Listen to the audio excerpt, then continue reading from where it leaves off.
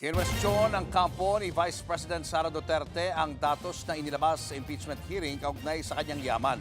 Sa panayam sa programang Ted Filon at DJ Chacha, nilinaw ni Attorney Michael Poa na ang sinasabing 6.7 billion pesos na bank transactions ay mula 2006 hanggang 2026.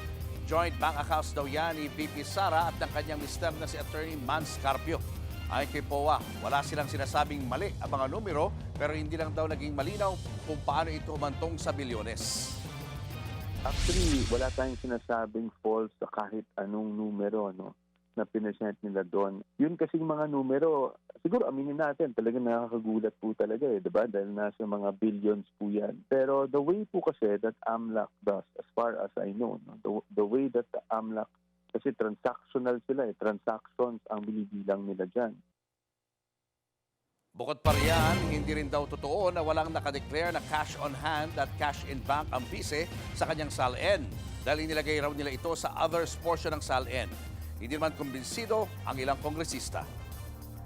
That's not accurate po. Hindi totoong wala siyang dineclare na cash. Ang nangyari lang po ay, kumbaga, we're clarifying na nilump lang po iyon doon sa others.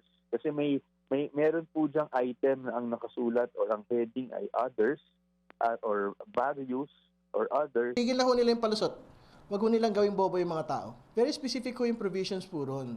Nakalagay ho doon, cash on hand, cash in bank.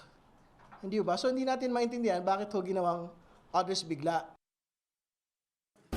Mga kapatid, Julius Babaw po.